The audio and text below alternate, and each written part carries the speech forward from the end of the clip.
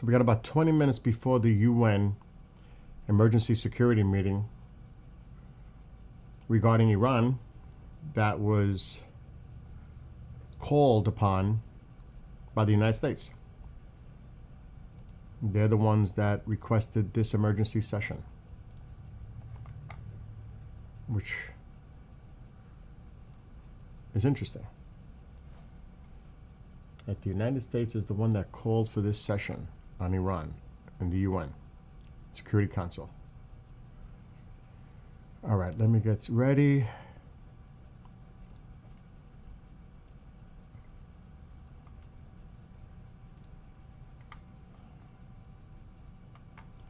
Get the pop-outs ready.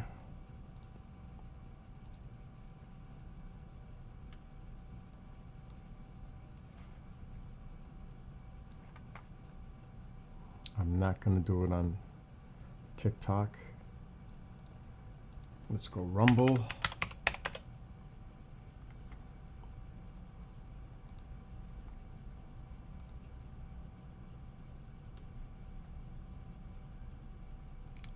Make sure this link is working. It is.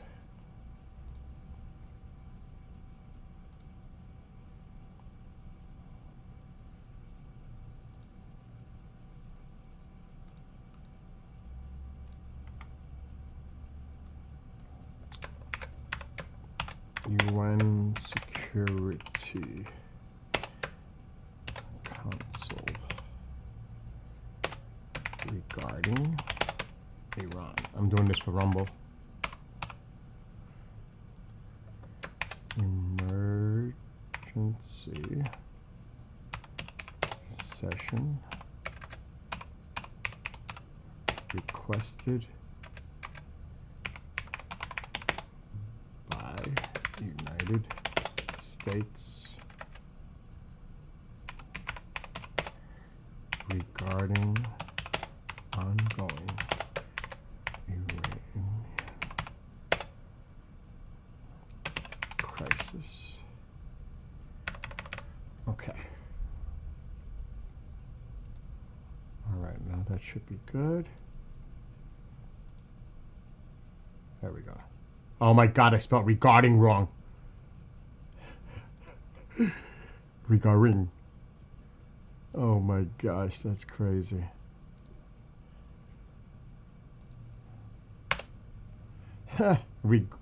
Regarind. Oh my. Regarind. And now I'm missing regarding. That's better.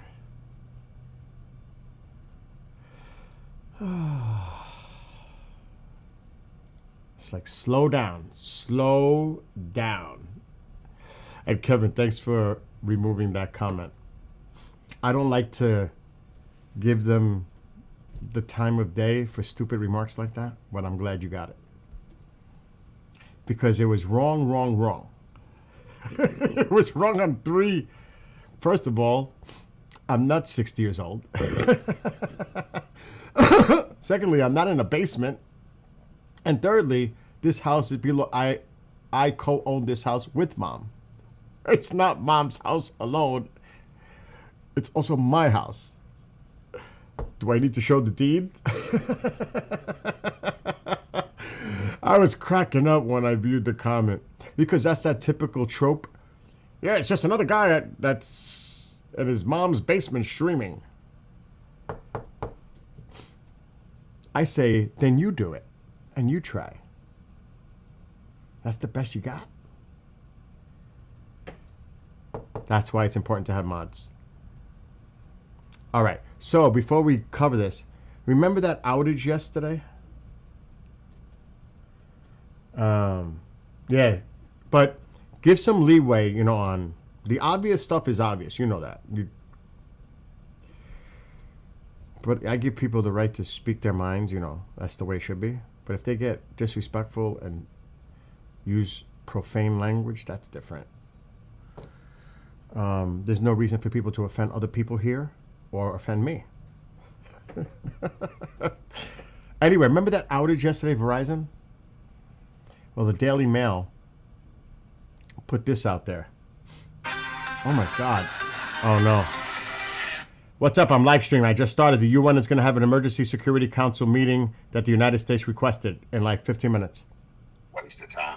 Anyway, I know. I just got off the phone with Cobra. I don't think he's going to make the meeting. He's driving. It's not today. It's tomorrow. That's the staff meeting. Right. The one on Saturday?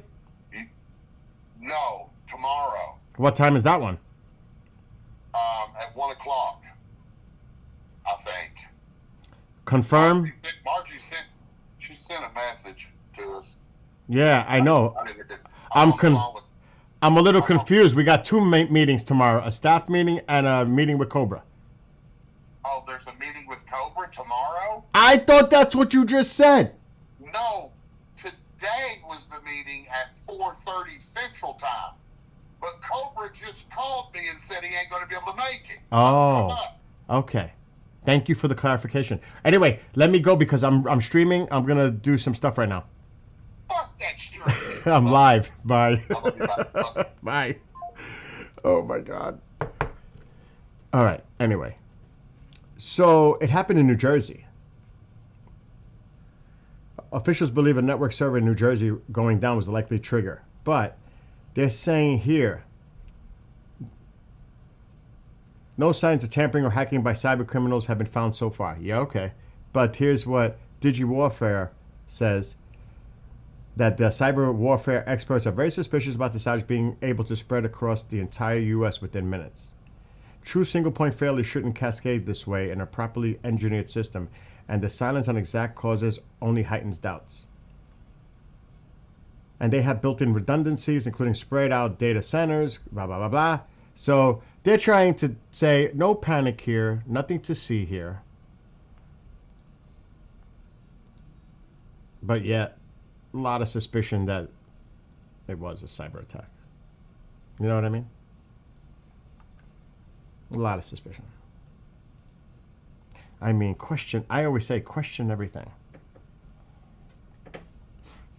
So I just wanted to bring that up because that last night when all the other stuff was going on with the flight radar and then people are messaging me on TikTok and all that, like, I'm having problems with my phone now, Verizon. Yeah, it's total damage control. Total. Covering up. In other words. That's equivalent. I'm not on TikTok. You know, not for nothing, I got a lot of people that follow me on TikTok. But on things like this, I want to be able to speak openly and freely without worrying about the TikTok bullshit. TikTok is ridiculous. I've gotten banned twice for a few days saying that's retarded. Because that's that's a saying from when I grew up. That shit is retarded. Boom. Hate speech. What? What? What the? What? Meanwhile, what's up, Candace? I can curse, use cuss words and all that, and they don't do nothing because it's 18 plus. I always stream 18 plus. But it's like, seriously, you can't say like the person died or dead or, it's like you got to say unalived. God forbid you should say suicide. You're done. It is the most ridiculous. Even, I mean, I get it, but on 18 plus, like, you need to do better than that. Right? Welcome to the new world. See, even P2 says, that's retarded. I can't say that. I've done it twice and I got hit for saying that. It is amazing how much we lost our freedoms. It's the censorship is the scary part.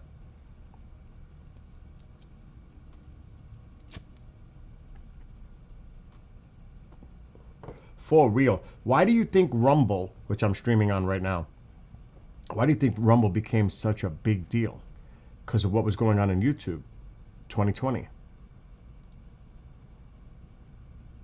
Rumble, everybody, that was the platform everybody was going to.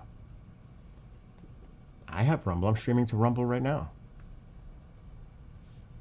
And Facebook and YouTube, but it's such a it's just above and beyond. What's up, Fringe? Speaking of Rumble. It's ridiculous. You know, it's like this. I am reading it. I'm looking at Rumble. I just said, speaking of Rumble, I said, hello, Fringe. It's like this. We all have opinions. And they may be right and they may be wrong. But don't tell me definitively that I'm wrong. Like, when did you become a fact checker about people's right of freedom of speech and telling me that I'm freaking wrong and that's it, you're done, you're out? And then to turn around and prove that, well, you know what? You were wrong, and you were the one that wronged that told me I was wrong. And banning and doing all this censor shit. And there's no apologies.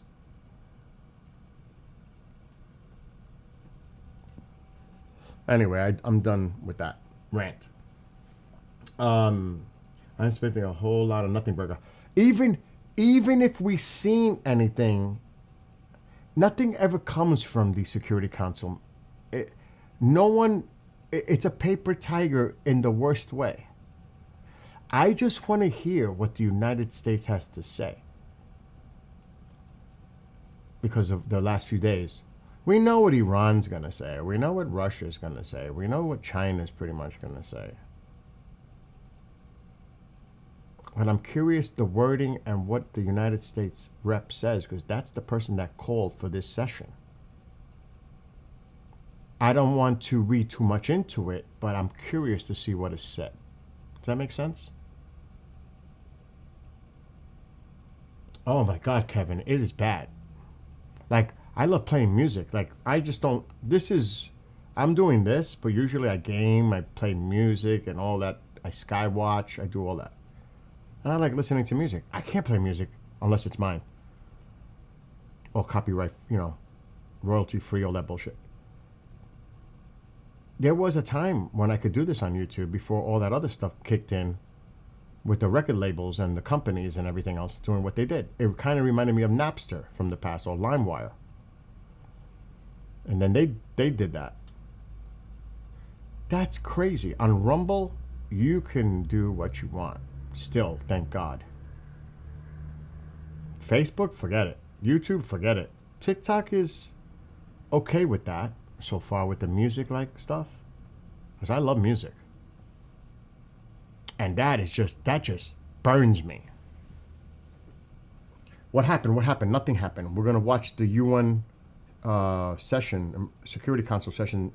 It's actually an emergency session that was requested by the United States regarding Iran. So I'm just curious to see what is said here. But we all know that it's a paper tiger. It's worthless. In my opinion, it's worthless. UN is bullshit. They just get to speak their minds and make their statements, put it on the record, and that's about it. You're meeting on Iran in a few minutes. Yes. It's on my screen. It's ready to go. As soon as it goes live, I'm going to be quiet. Full screen. Iran Security Council meeting. United Nations. Requested by the United States. As soon as it goes live, you'll hear me be quiet. Full screen. Two wrongs do not make a right. I agree, French.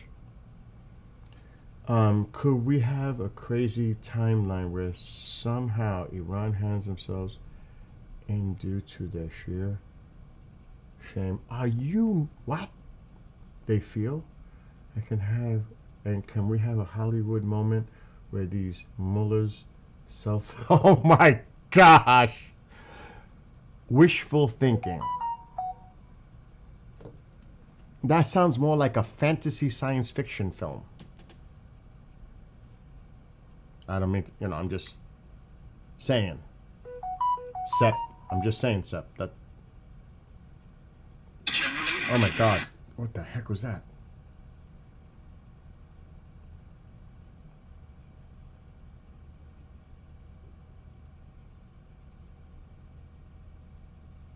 Okay.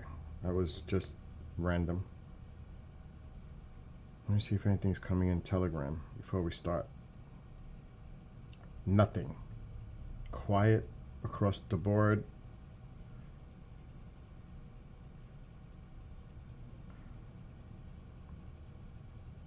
The Times of Israel is restating that too. Netanyahu said to have asked Trump to hold off Iran strike.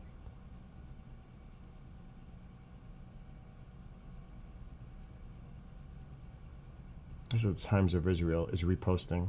We spoke about this earlier. The only thing I could think about is in relation to them not being prepared for a counter. But that's not what they said. They said earlier the IDF said they are ready, but maybe they're not. If this is true.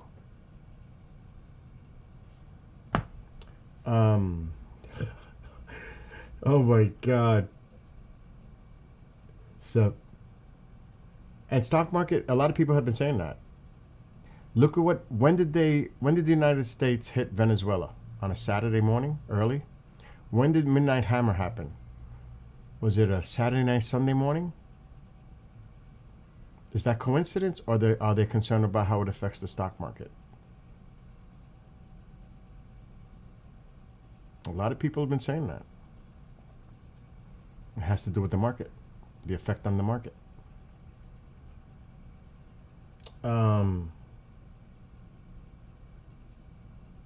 Okay, so Candace is saying all the bricks will repeat the same sentiment. And opinions are never wrong. They're yours and or mine. Yeah, everybody has an opinion. Everybody has a right to voice their opinion. And I will just add, as long as it's respectful. Because it's not just about talking, it's also about listening. A lot of people have a problem listening these days. They just want to talk. But they have a problem listening, especially when it differs their opinion. Because usually what happens, it gets heated or worse. People stop talking to each other, defriending. We all know that.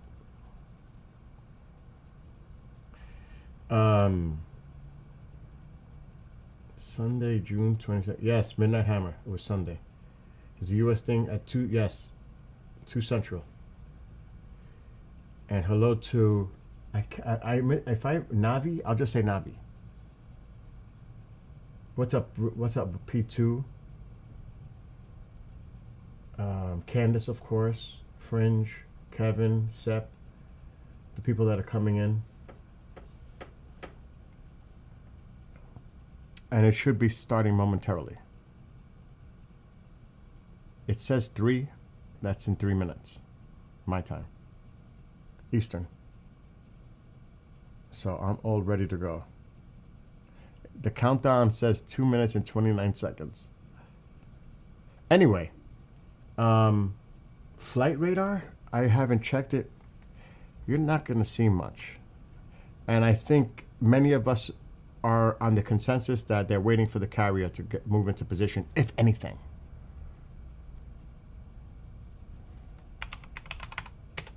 You never know. There could be a surprise.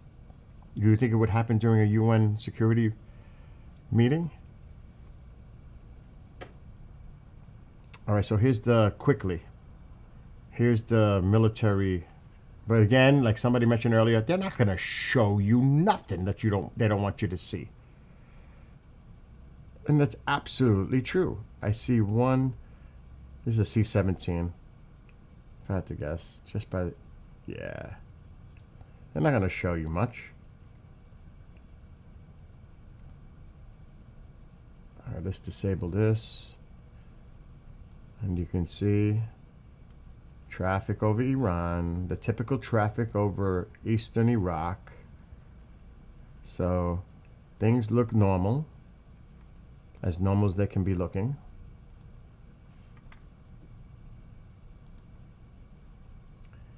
What's up, Larry? Welcome back. And hello to, oh my God.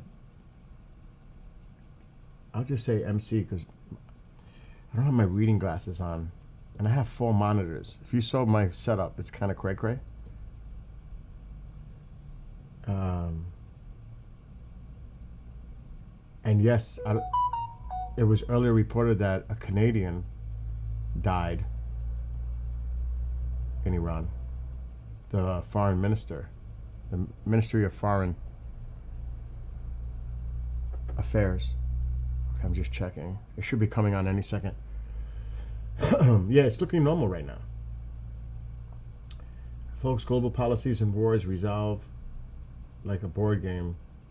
I mentioned that earlier today. It reminded me of an old board game. But this is not a game. People's lives are at stake. You know what I mean? I get what you're saying, though.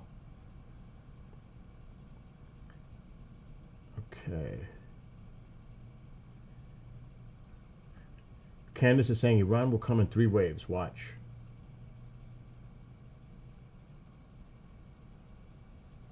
Somebody said it won't happen at all. Earlier, I think. On the other stream before it ended, someone said nothing's going to happen at all. And Rock, the word on the is going around that they're going to start. The word going around is that Qatar, Oman, Saudi Arabia, and maybe some other countries last-ditch effort to convince him not to do it. And now they're saying Israel, even Netanyahu did it. Who knows? Anyway, and the president, you know, that's his whole thing, unpredictability. All right, let's see. It's on.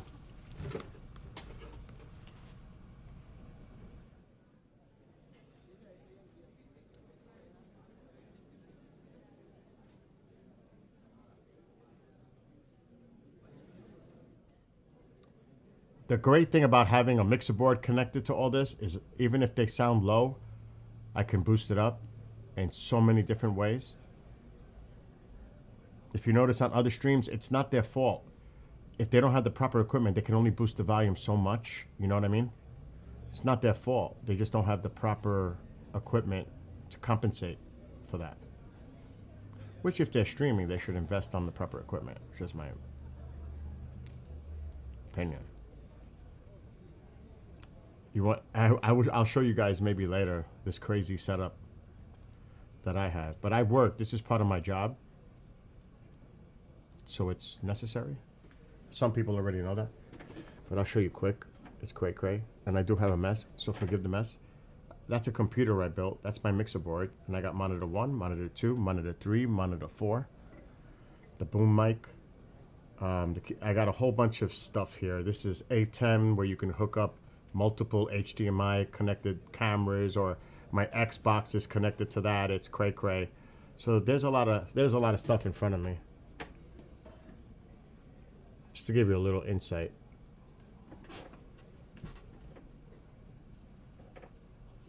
All right, I am going to go small screen a little bit until we're ready to start. Oh, go get lost. This guy put the United States down so bad a couple of weeks ago with the Venezuela thing. I swear, he was, it just, and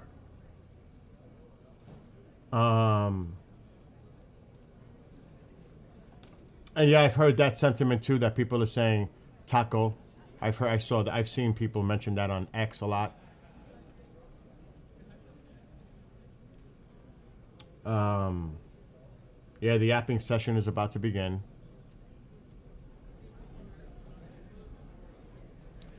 This room has someone who would...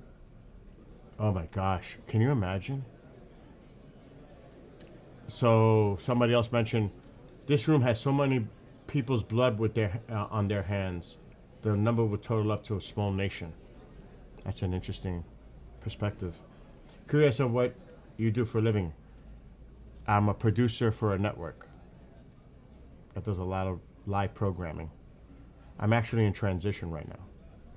Sadly, it was something I had to do, but and I've been doing it for a long time.